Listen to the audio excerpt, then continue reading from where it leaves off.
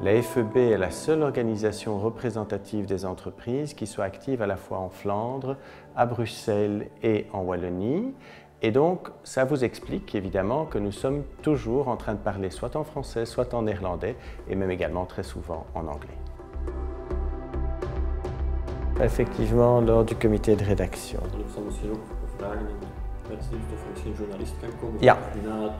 Na de infosessie misschien een bureau-interview met u en de minister of... Heel goed. Le pitch est simple.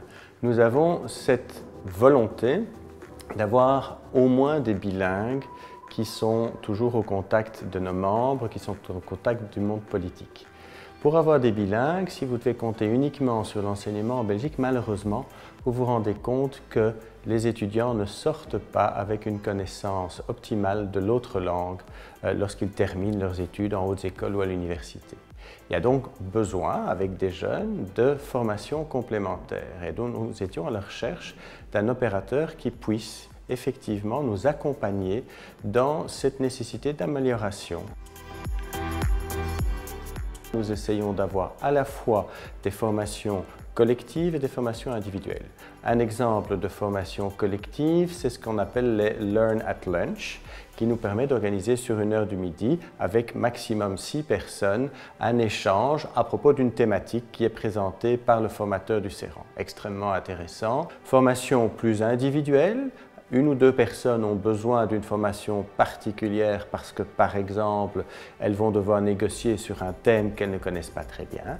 Elles viennent, elles ont alors la possibilité d'avoir 2, 4, 6 sessions autour de ce vocabulaire et de ces situations-là.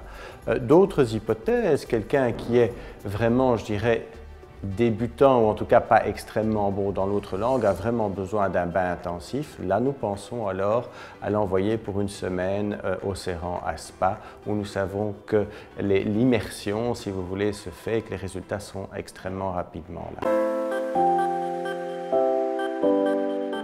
Nous faisons beaucoup de réunions de travail où nous échangeons sur des sujets.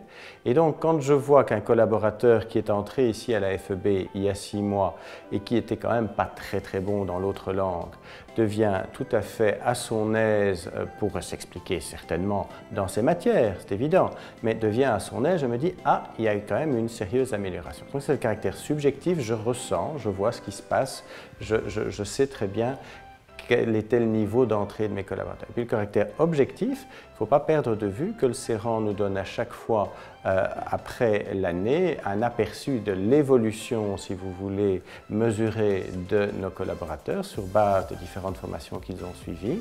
Et là, nous pouvons véritablement mesurer l'amélioration, voir aussi si pour les années suivantes, on peut lui proposer une offre d'une qualité supérieure, ou en tout cas où il aura des difficultés supérieures, et ainsi avancer.